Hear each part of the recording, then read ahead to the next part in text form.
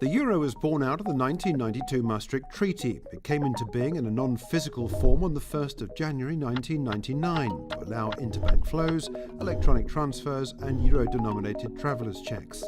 11 European Union members took part. From this point, each individual country had their own currency set against €1.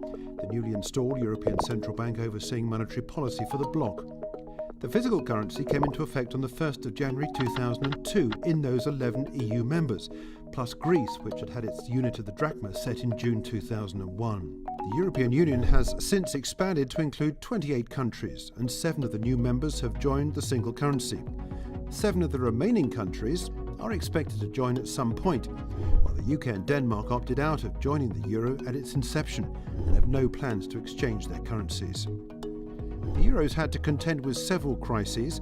3 months prior to the physical currency coming into effect, the euro plunged to 82.96 against the dollar, only to recover and then crash to 81.15 on the 15th of January 2002. However, its value quickly stabilised above parity as its international usage grew rapidly.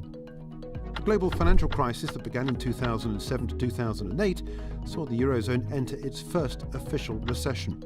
The euro area was in negative growth for the second, third and fourth quarters of 2008 and the first quarter of 2009 before returning to positive growth.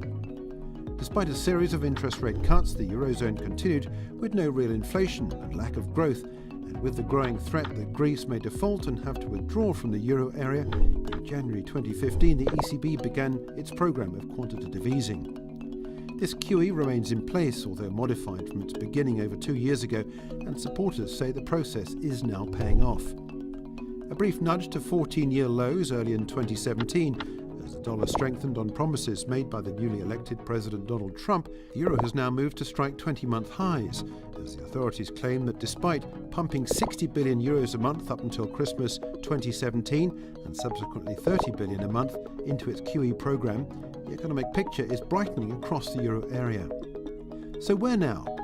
The euro has still to feel any effects from Brexit, although some analysts claim there are bigger threats to worry about, including the euro area Great Divide between the southern and northern EU states. The comparative difficulties southern countries have in dealing with the relatively strong euro, and also the perceived inequality in the way the EU deals with the vast numbers of migrants coming from northern Africa, putting a fiscal and social strain on the Mediterranean countries.